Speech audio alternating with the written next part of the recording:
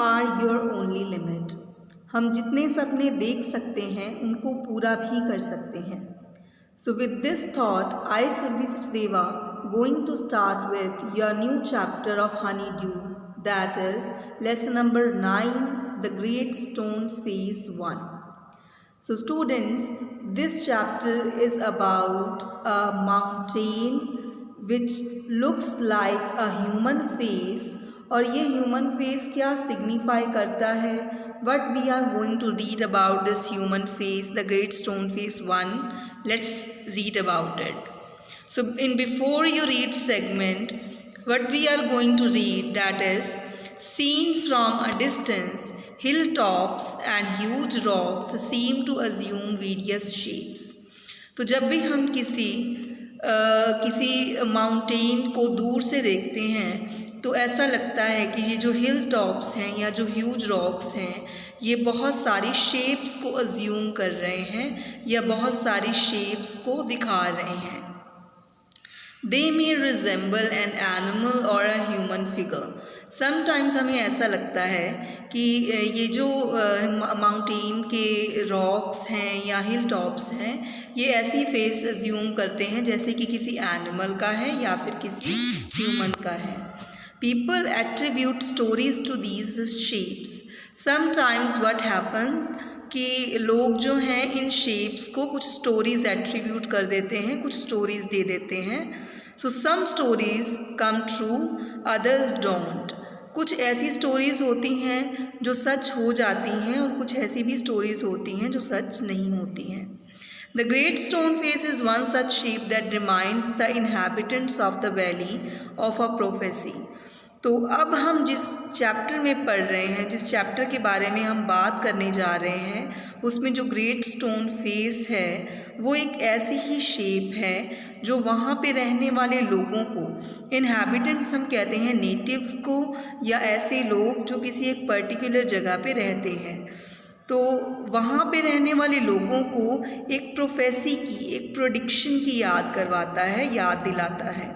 Prophecy हम कहते हैं प्रेडिक्शन को या भविष्यवाणी को. What was it? तो ये प्रोफेसी या प्रेडिक्शन या भविष्यवाणी क्या थी? Did it come true? क्या ये सच हुई? तो इस चैप्टर में हमने यही चीज़ को पढ़ना है. So one afternoon when the sun was going down, a mother and her little boy sat at the door of their cottage. एक दोपहर क्या हुआ कि जब सन जो था वो नीचे को जा रहा था, मीन्स टू से when the sun was setting down, a mother and her little boy sat at the door of their cottage. एक मदर और उनका जो छोटा सा बेटा था वो अपने कॉटेज के डोर पर बैठे हुए थे. Talking about the great stone face. और वो किसकी बात कर रहे थे? ग्रेट स्टोन फेस की. They had only to lift their eyes and there it was. वो ग्रेट स्टोन फेस इनके इतना ज़्यादा नज़दीक था कि सिर्फ उनको अपनी आँख उठाने की ज़रूरत थी और वो उस ग्रेट स्टोन फेस को देख सकते थे. प्लेन टू बी सीन दो miles away with the sunshine brightening all its features. तो बिल्कुल क्लियरली ये दिख रहा था. माइल्स अवे था, यानी कि बहुत ज़्यादा दूर था हालांकि, बट ऐसे लगता था जैसे पास ही है. With the sunshine brightening all its features. जो सनशाइन इसके ऊपर फॉल कर रही थी, जो रेज उसके ऊपर पड़ रही थी, तो इसके सारे फीचर्स को, यानी कि इसके फेस को, ग्रेट स्टोन फेस के फेस को अच्छे से शो कर रही थी. So what next, let's see.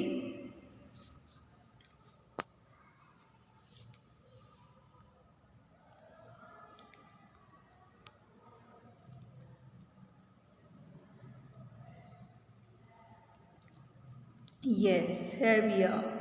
And what was the great stone face? और वो great stone face actually था क्या? The great stone face was a work of nature formed on the perpendicular side of a mountain by some immense rocks. वो जो great stone face था, it was a work of nature. It was not a work of human, but it was a work of nature. Formed on the perpendicular side of a mountain. तो ये जो था एक perpendicular side पे, mountain की perpendicular means to से steep side पे, perpendicular means to से rising very steeply, okay, steep side पे कुछ इमेंस रॉक्स की गैदरिंग थी, उनका समूह था, उनका फ्लॉक था, which had been thrown together so that when viewed at a proper distance they resembled the features of a human face. So if the question is asked to you that what was the great stone face, what would be your answer? Your answer would be that it was a work of nature formed on the perpendicular side of a mountain by some immense rocks which had been thrown together so that, तो ये rocks को कुछ इस तरह से फेंका गया था ताकि when viewed at a proper distance, जब भी इनको एक प्रॉपर डिस्टेंस से देखा जाए, they resembled the features of a human face. तो वो रिजेंबल किसके साथ करें? एक ह्यूमन फेस के साथ रिजेंबल करें. If the spectator approached too near, spectator means to say the person who sees, जो देखता है, ठीक है. If the spectator approached too near, he lost the outline of the enormous face and could see only a heap of gigantic rocks. तो अगर कोई देखने वाला बिल्कुल नज़दीक जाकर उस ग्रेट स्टोन फेस को देखता है तो उसको क्या दिखाई देता है? Just the outline of the enormous face. Enormous means to say very big और वेरी ह्यूज. एक बहुत बड़े फेस की एक आउटलाइन ही उसको दिखाई देती है.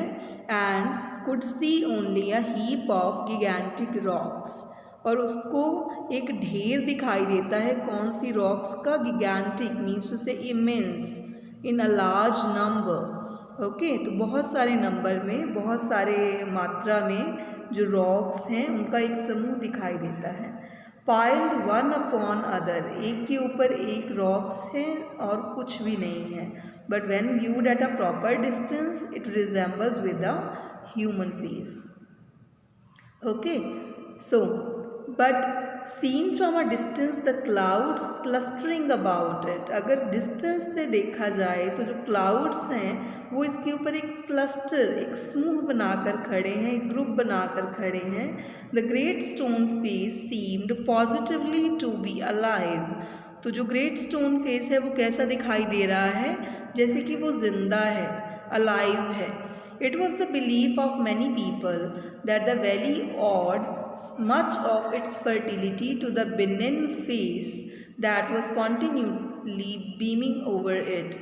तो जिस वैली में की बात हो रही है यहाँ पे, जिस वैली में ये ग्रेट स्टोन फेस लाई करता है, तो उस वैली की फर्टिलिटी का क्या रीज़न माना जाता है? वो वैली इतनी फर्टाइल क्यों है, इतनी उपजाऊ क्यों है? क्यों? To the benign face. Benign means to say kind और जेंटल.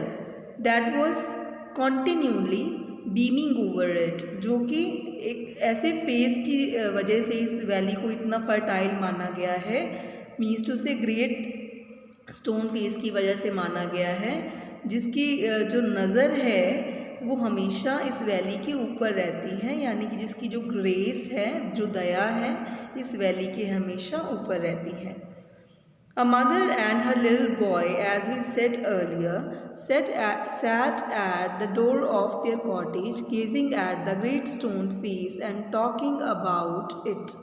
Okay, तो जो मदर और उसके छोटे से बच्चे की हम बात कर रहे थे पहले, वो अपने कॉटेज के डोर पर बैठे हैं. They are gazing at the great stone face and talking about it. वो ग्रेट स्टोन की तरफ देख रहे हैं और उसके बारे में बात कर रहे हैं. The child's name was Ernest. तो जो बच्चे की हम बात कर रहे हैं उसका नाम क्या था? अर्नेस्ट था. Mother said he while the great face smiled on him, I wish that it could speak, for it looks so very kindly that its voice must indeed be pleasant. तो वो जो अर्नेस्ट है वो अपनी mother को क्या कह रहा है कि while the great stone smiled on him, तो जबकि वो जो ग्रेट स्टोन था वो उसकी तरफ देख के स्माइल कर रहा था, उसको ऐसा लगा अर्नेस्ट को ऐसा लगा that the great stone face is looking at him and is smiling. He is saying I wish that it could speak. Means to say Ernest is saying कि वो क्या विश करता है कि काश ये बोल भी सकता. For it looks so very kindly. ये इतना दयालु दिखता है. That its voice must indeed be pleasant. कि इसकी जो आवाज़ है ये बहुत ज़्यादा अच्छी होगी, प्लेजेंट होगी, दिल को खुश कर देने वाली होगी. If I ever see a man with such a face I should love him very much.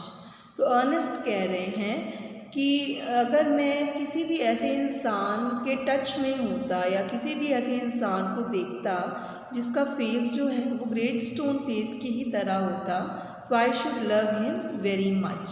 तो मैं उसको बहुत प्यार करता. If an old prophecy should come to pass, answered his mother, we may see a man some time with exactly such a face as that. तो उसकी mother आगे से क्या रिप्लाई करती हैं कि अगर एक ओल्ड प्रोफेसी जो है, अगर एक पुरानी जो प्रेडिक्शन है वो सच हो जाती है, तो we may see a man some time, हम हो सकता है कि आने वाले टाइम में या फ्यूचर में हम एक ऐसा इंसान देखें with exactly such a face as that, जिसका जो फेस है वो एग्जैक्टली किसके जैसा हो, किसके जैसा हो? Yes, the great stone face, like the great stone face. What prophecy do you mean, dear mother? Eagerly inquired Ernest. Please tell me about it. तो जो अर्नेस्ट हैं वो अपनी मदर से पूछ रहे हैं कि आप किस प्रोफेसी की बात कर रहे हो. उन्होंने ईगरली मीन्स टू से उत्सुकता से पूछा, क्यूरियसली पूछा इस कि please tell me about it, मुझे इस प्रोफेसी के बारे में बताओ. So his mother told him a story that her own mother had told her when she herself was younger than लिल अर्नेस्ट. तो उसकी मदर ने यानी कि अर्नेस्ट की मदर ने उसको ये स्टोरी सुनाई जो कि उनकी खुद की मदर ने, मीन्स टू से अर्नेस्ट की मदर ने उनको तब सुनाई थी जब वो अर्नेस्ट से भी छोटी थी. That at some future day a child should be born, कि ऐसा फ्यूचर में दिन आएगा जब एक छोटा सा जो बच्चा है वो पैदा होगा. एंड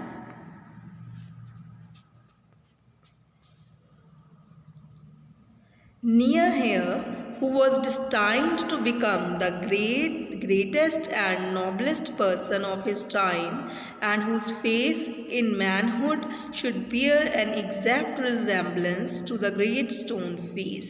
कि फ्यूचर में कोई ना कोई ऐसा जो बच्चा है वो ज़रूर पैदा होगा जो जब बड़ा हो जाएगा तो उसका फेस जो है वो इस ग्रेट स्टोन फेस के जैसा ही दिखेगा.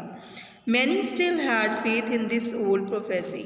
तो बहुत सारे ऐसे लोग हैं जिनका इस प्रोफेसी में अभी भी फेथ है. But others look at it to be nothing but idle talk. But बहुत सारे ऐसे लोग भी हैं जिनको ऐसे लगता है कि ये एक बेकार की बात है, ऐसा कभी नहीं हो सकता कि ग्रेट स्टोन फेस के जैसा ही कोई फेस इस दुनिया में आएगा. At all events, the great man of the prophecy had not yet appeared. तो इतने टाइम पुरानी प्रोफेसी के बावजूद अभी भी कोई भी ऐसा पर्सन जो है वो इस दुनिया में नहीं दिखा है जिसका फेस जो है इस ग्रेट स्टोन फेस के जैसा दिखता हो. ओ mother, cried Ernest, clapping his hands above his head, I do hope that I shall live to see him. तो जो अर्नेस्ट हैं वो काफ़ी खुश हो जाते हैं अपनी मदर की इस बात को सुन के. So he started clapping his hands and he said that he hopes to live to see him, कि वो ज़रूर ज़िंदा रहेंगे इस ग्रेट स्टोन फेस को देखने के लिए. His mother was an affectionate and thoughtful women. It was proper she thought not to discourage the fanciful hopes of her little boy, so she said to him, perhaps you may. तो उसकी जो mother थी वो अपने बच्चे की यानी कि अर्नेस्ट की होप्स को शैटर नहीं करना चाहती थी, उसको तोड़ना नहीं चाहती थी। So what she said perhaps you may, हाँ हो सकता है तुम ऐसे किसी फेस से मिलो या उसको देखो जो ग्रेट स्टोन फेस के जैसे ही जिसकी रिजेम्बलेंस हो।